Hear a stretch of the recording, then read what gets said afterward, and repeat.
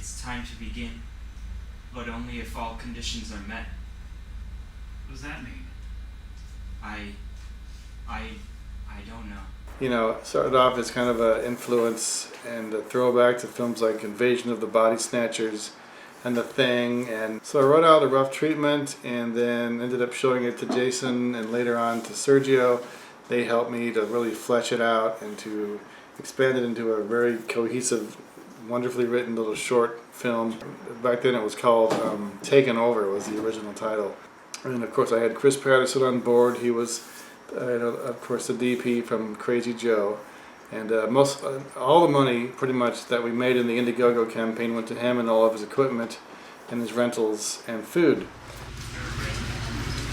I wanted to be able to make a short film that we could do in one weekend, something pretty easy. When it came to Chris Patterson, he wanted to do something kind of edgy, something very different than like Crazy Joe. Stover Hill was shot in 3 days. The crazy thing about this movie was that all the external lighting had to be run by a generator, a loud generator. And we were out there till 3 o'clock in the morning the 2 nights, and I was really sweating bullets about neighbors and stuff, hearing us complaining. But luckily it all worked out well, and we absolutely worked our butts off. We hit the ground running as soon as everyone showed up. There was no standing around, no messing around on this shoot. And there's something about working at night that makes you, at least me, makes me want to work quicker. Because it's getting late, it's getting later and later and later, and then people are, have to go home. And especially Chris Patterson had to work Saturday and Sunday during the day. After staying with us till 3 o'clock, he got maybe an hour or 2 of sleep. Late Saturday night, Chris was just done. I mean, he was done. He sat on the couch to look at something on the computer and was like falling asleep, literally, in mid-sentence. So we sent him home. Luckily, the assistant cameraman that we had along, that Jason brought, by the name of Stuart Allman, was fantastic. He had to get up the next day as well, but he stayed after Chris went home and finished up the last couple shots. He shot the wonderful scene where Mike Braden has the small little outburst of emotion. What were you doing up at Stover Hill? Yeah, well, what were you doing up at Stover Hill?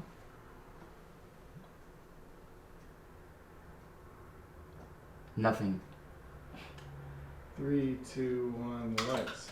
Before we started shooting, I had put together these complicated little animatics using Flash and started blocking out these long shots. I wanted to do a whole bunch of really complicated and thoughtful long shots, and we have a number of those in the film I'm really proud of.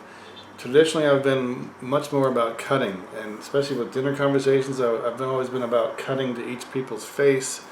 You say something, and get close-ups and different angles. This time I wanted to do something really different from my usual style, and that is to have these long dolly shots, and they have a lot of meaning where they point to when they point to different things, and pulling focus and turning 180 degrees. All this stuff I got really excited about, and I mapped it out and so I could show everyone what I had in mind, and everyone just did exactly what I was looking for. It was just wonderful, wonderful staging, camera work, acting, blocking. It all came together so well, and so thrilled with everyone's job on all that, on the whole look and style of the movie. It changes midway through and we don't do any more of that kind of stuff, and it becomes a very different, much more dirty handheld kind of movie. So it's really got 2 different styles in one, and everything completely changes midway through. I like that. That was what I had in mind. I definitely took a big chance. We didn't get any coverage. The dinner table stuff, we did not get any coverage of any close-ups, nothing. Everything you see on screen is everything that we shot. There was no alternative things or anything. So I really had to put a lot of trust in that we could pull off these long shots. All 4 actors has to hit their mark. The camera guys have to hit their mark, and the little girl has to hit her mark, and then a wonderful shot where we do a 180 and we turn around and follow them up the stairs. All that stuff we did a number of times, and well, not that many, 3 or 4 times, and we were out of time. We had to move on. So we didn't really stop to look at the footage. I just trusted that Chris was getting some great shots. By the time but when he finally told me that he got it, everything was in focus and the acting was fine, we moved on. Right? A lot less Mike Braden, when he takes everyone over, did an amazing job. And he did this sound with his own voice. He said he was influenced by our coffee maker, making a weird noise, percolating. So he did that on the set. I added to it in post-production some interesting sound effects. But he's in there. His voice is part of it. And I didn't know what I was going to do exactly when we filmed him, as far as what to do in post, what kind of special effects we're going to add. But I came up with some cool things in After Effects.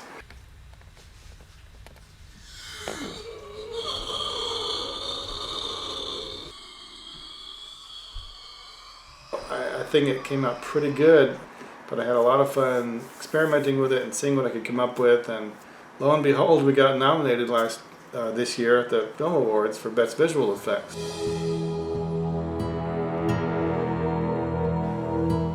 I, of course, enlisted the talents once again of Reber, who did the score for Crazy Joe, and he did this one as well.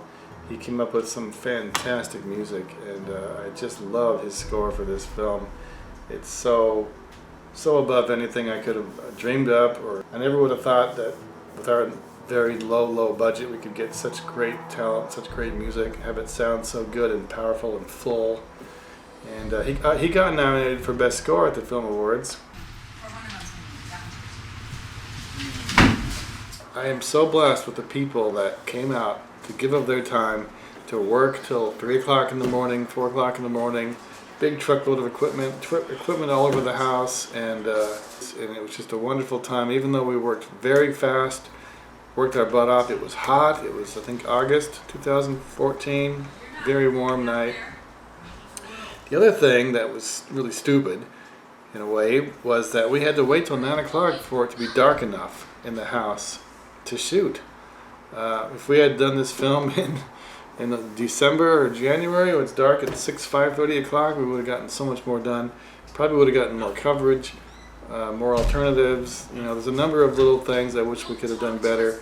Really, the ending was the most rushed and insanely thrown together thing. There was some very different things planned for the end. There were 3 different versions of the end. One was going to be the way it is now, where it's ambiguous, we don't know who's who. One was going to be where it's definitely the girl, and one was going to be where it's definitely the mom. And we were going to pick later on in post. Well, we didn't have that opportunity. We went with the ambiguous one. So it's a very nihilistic, I guess is the word, story, where everyone basically is going to die, taken over by aliens, like in Body Snatchers.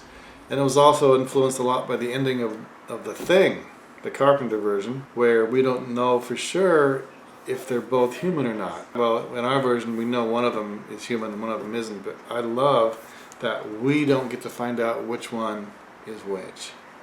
You could argue that, you know, maybe it leans a little bit more towards the mom probably is the one, and then you find yourself second guessing, or it could have been the kid. It's just the way that they look at each other, what they say, and I really love how we don't answer the questions.